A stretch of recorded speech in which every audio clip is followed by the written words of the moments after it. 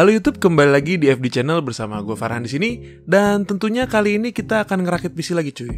Tapi tenang aja cuy, rakitan PC kali ini budgetnya lebih friendly daripada episode-episode sebelumnya cuy. Setelah beberapa rakitan sebelumnya kita digempur oleh rakitan-rakitan yang berbudget istimewa. Budgetnya sekitar ya puluhan juta lah. Nah sekarang kita cooling down dulu, kita mulai rakit PC dengan budget yang ya bisa dibilang affordable lah cuy. Nah, komponen apa aja yang kita gunakan di rakitan PC kita kali ini? Tonton videonya sampai habis ya cuy. Dan seperti biasa, sebelum kita mulai videonya, gue mau ingetin dulu buat kalian yang belum subscribe juga, subscribe dulu channel ini, bantu channel ini agar bisa lebih berkembang lagi, dan tentunya supaya kalian gak ketinggalan video-video menarik dari channel gue ini cuy. Oke, subscribe dulu ya.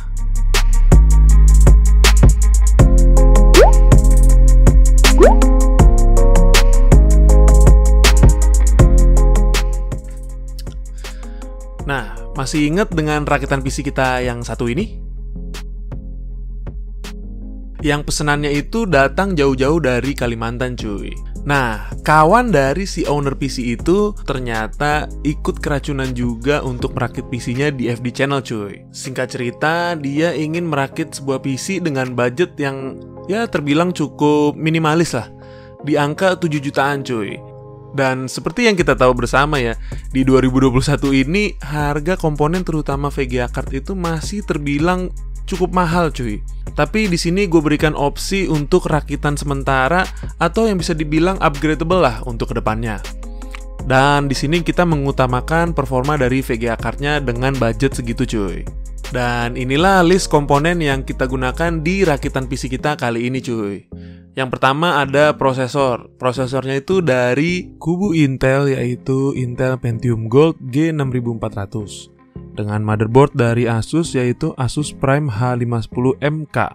Dengan chipset ini kedepannya masih ideal jika mau di-upgrade ke prosesor sampai ke i5 11400. Lalu untuk RAM-nya di sini kita hanya menggunakan satu keping 8GB dari Team Force Zeus 3200 MHz. Karena nanti kedepannya RAM akan di-upgrade ke 16GB.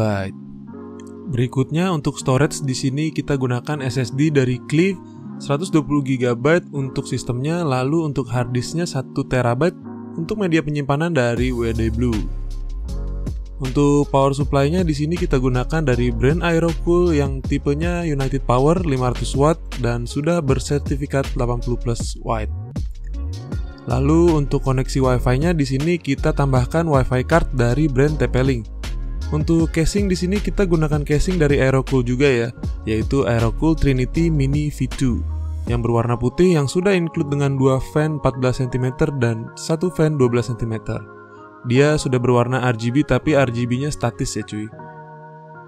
Dan menu utama dari rakitan kali ini adalah VGA card.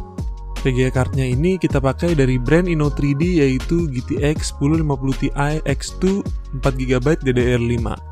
Karena itulah kita di sini menggunakan Pentium Gold dan RAM 8GB satu keping demi mendapatkan GTX 1050 Ti. Tapi dua komponen tadi itu ya terbilang cukup gampang lah untuk di-upgrade-nya. Dan harganya itu cenderung lebih stabil ketimbang VGA card yang tentunya sekarang ini lagi gila-gilaan cuy harganya. Oke cuy, itu aja komponen yang kita gunakan di rakitan PC kita kali ini. Kita langsung aja lihat proses perakitannya cuy. Let's go!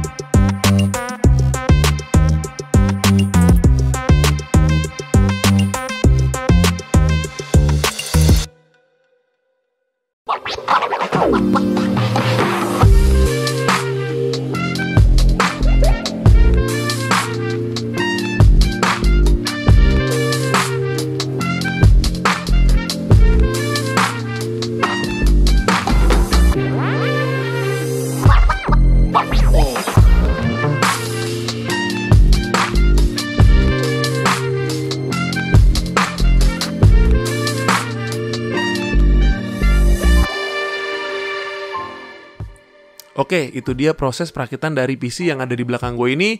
Dan sekarang kita masuk ke hasil pengujian dan tes gaming dari PC yang ada di belakang gue ini cuy. Yang pertama, dari pengetesan benchmarknya dulu kita gunakan 3D Mark Time Spy. Di sini CPU-nya mendapatkan skor sebesar 2466 poin dengan suhu tertinggi di 65 derajat Celcius. Dan GPU skornya tercatat sebesar 2323 poin dengan suhu tertinggi mencapai 66 derajat. Untuk pengujian sintetis berikutnya, kita ada Cinebench R20. Pada pengetesan di sini, multicore dari Pentium Gold ini mendapatkan skor 936 poin dan single core-nya sendiri mendapatkan skor sebesar 367 poin. Lalu gue juga melakukan pengujian untuk SSD yang kita gunakan menggunakan Crystal Disk Mark. Dan di sini tercatat speed untuk read-nya sebesar 554 MB per second dan write-nya di 391 MB per second. Lalu bagaimana dengan performa gamingnya? Kita langsung aja tes ke game yang pertama yaitu Valorant. Kita uji pada resolusi 1080p dengan preset high. PC ini mendapatkan rata-rata FPS di angka 90 FPS sampai 100 FPS. Dan untuk settingan low, di sini mendapatkan rata-rata 100 FPS sampai 120 FPS ke atas. Lalu berikutnya kita coba di game Dota 2 di resolusi 1080p dengan setting grafik best looking, rata-rata FPS-nya di atas 60 FPS-an. Dan kalau kita set grafisnya ke fastest, rata-rata FPS-nya berada di 90-an FPS.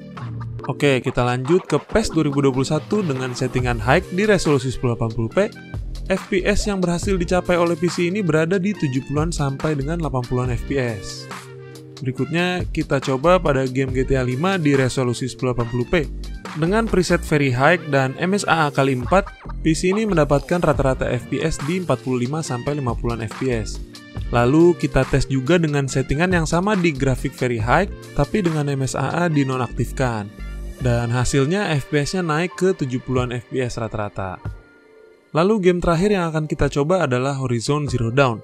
Pada game ini kita coba di resolusi 1080p dengan preset Favor Performance, lalu kita jalankan benchmarknya, dan PC ini mendapatkan average FPS di 45 FPS. Lalu untuk daya listrik yang dihasilkan PC ini kita tes saat memainkan game GTA 5 dan dayanya tercatat di sini sebesar 159 watt sampai 160 watt. Dan hasil ini udah include bareng sama monitor yang gue pakai buat main gamenya. Dan PC ini menurut gue masuk dalam kategori hemat daya ya, karena pada saat pengujian gaming daya listriknya tidak mencapai 200 watt. Oke, itu dia tadi hasil perakitan dan tes performance dari PC yang ada di belakang gue ini. Dan gue berharap semoga aja video ini bisa menjadi referensi untuk kalian yang mungkin mau rakit PC dengan budget seperti gue ini cuy. Menurut gue PC ini masih cukup worth it ya, melihat dari hasil pengetesan performance-nya.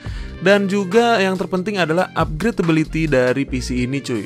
Jadi nanti ketika ada budget lagi kita bisa langsung aja upgrade prosesornya dan juga RAM-nya cuy. Special thanks gue ucapin untuk Bro Oman yang udah percayain FD Channel untuk merakitkan PC idamannya. Dan special thanks juga gue ucapin untuk Bro Valen yang udah ngeracunin temennya untuk rakit PC di FD Channel. Thank you bro.